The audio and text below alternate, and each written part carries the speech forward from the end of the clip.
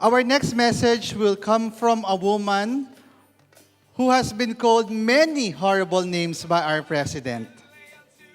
She is the UN Special Rapporteur on Extrajudicial, Summary, and Arbitrary Killings. And to read the message of Agnes Callamard, I would like to present to you Honorable Samira Gutok, former member of the Bangsamoro Transition Commission.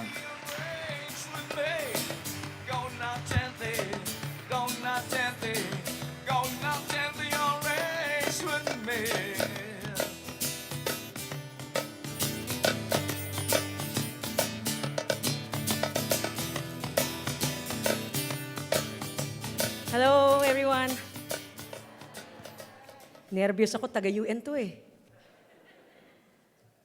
Dear friends, colleagues, human rights defenders, dear Senator Laila de Lima, I am sorry I cannot be there in person, but I am with you in spirit and solidarity to celebrate the resilience of the people of the Philippines and the courage of the families of victims of the war on drugs, human rights defenders, lawyers, priests, journalists, artists, political activists, and elected representatives. I have often said that over the last 3 years, I will say it again this evening, you have been my inspiration since I was appointed Special Rapporteur on Extrajudicial, Summary, or Arbitrary Executions on 1 August 2016. Your conviction, determination, the social movements and coalition that you have set up across your differences, the independent media and journalism exemplified by your reporting on the front line of the war on drugs, and the capacity of these many Philippine actors and movements to innovate and think ahead of their peers around the world and frame the challenges we are all confronting. Today's event is no exception. But we have entered a new era. We are confronting a new phenomena.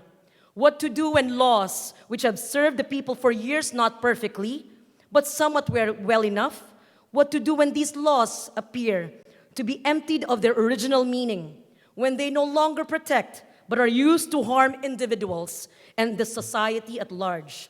They are turned upside down, their spirit and letter weaponized for the purpose of crushing dissent and the dissidents, independent reporting, and independence of the mind. And the skeleton meant to make our society strong is now eating at it, making us weak. How do we fight back? How do we protect society against the misuse of that which was supposed to make it strong, resilient, and sustainable?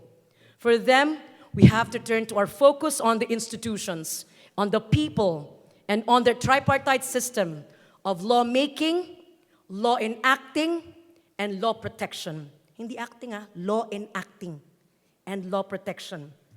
For these laws which are turned against us, we will have to fight one case at a time, one indictment at a time, one trial at a time.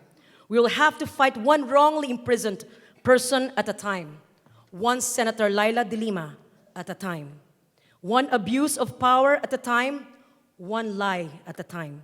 In such a fight, the protection of freedom of expression and information, of independent media and journalism will be key, as will the protection of the independence of the judiciary, the protection of a legal culture that understands the functions of the law, the primacy of the rule of law over the rule by law.